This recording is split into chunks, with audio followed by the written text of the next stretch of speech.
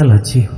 किसी को धोखा देना एक कर्ज है जो आपको एक दिन किसी दूसरे के हाथों से खाकर चुकाना पड़ेगा। ना खाई ठोकरें सफर में तो मंजिल की अहमियत कैसे जानोगे। अगर नहीं टकराए गलत से तो सही को कैसे पहचानोगे।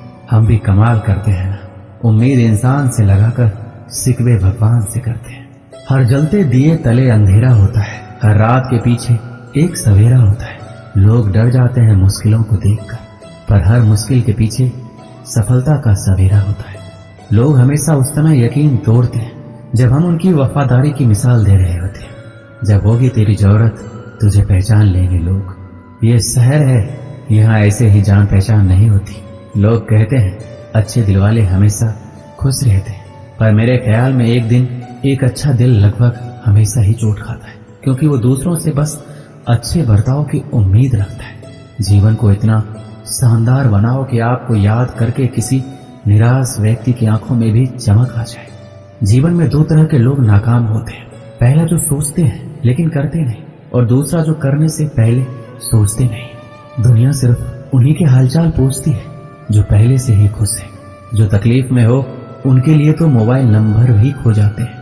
अक्सर हंसते हुए लोगों की संगति खुशबू की दुकान जैसी होती है, कुछ ना भी खरीदो फिर भी कपड़े महंगा देती है।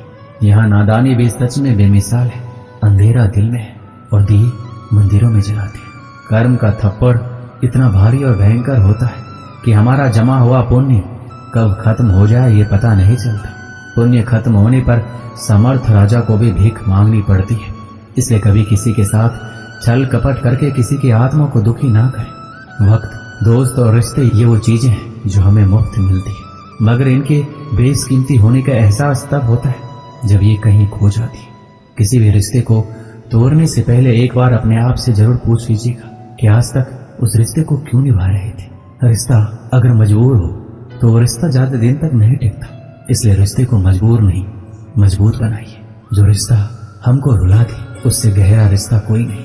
जो रिश्ता हमें रोता हुआ छोड़ दे उससे कमजोर कोई रिश्ता नहीं। दुनिया में हजारों रिश्ते बनाओ, लेकिन एक रिश्ता ऐसा बनाओ कि जब वो हजारों तुम्हारे खिलाफ हो और वो एक तुम्हारे साथ। दो लोगों के बीच का रिश्ता हमेशा किसी तीसरे की वजह से खराब होता है। फासले का गम नहीं यदि दूरियां दिल में ना हो, नजदीकियां फिजूल है अगर जगह दिल में ना हो।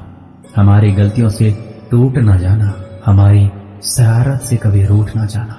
सभी शब्दों का अर्थ मिल सकता है, परंतु जीवन का अर्थ जीवन जीकर और संबंध का अर्थ संबंध निभाकर ही मिल सकता है। बहुत समय पहले की बात है, एक छोटे से खेत में एक जवान लड़का और उसका दादा मिट्टी खोद रहे थे। वो मिट्टी को पलट रहे थे, उसकी गांठों को तोड़ रहे थे ताकि मिट्टी बुनाई के लिए अच्छे से तैयार हो सके।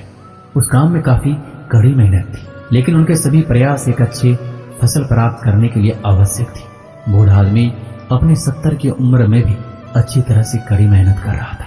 थकान से वो काफी हद तक हाँफ रहा था। हर प्रकार के जोर से उसके माथे से पसीना टपकता था, लेकिन फिर भी वह शिकायत नहीं कर रहा था।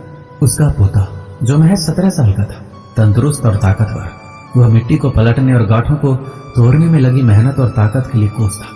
फिर वहां खड़े होकर वह हाँफता और थोड़ी देर के लिए रुक जाता। थोड़ा आराम करने के बाद एक बार फिर से काम शुरू करने से पहले शिकायत करता। थोड़ी देर बाद युवा पोता देखता है उसके दादाजी ने जितना काम कर जमीन को तैयार किया वो खुद से तैयार की जमीन से बहुत ज्यादा है। पोता अपने दादा से पूछता है, दादाजी आप इतने बूढ़े हो फिर भी मुझसे इतना अधिक काम कैसे किया। दादाजी ने जो उसे जवाब दिया उसे उम्मीद नहीं थी।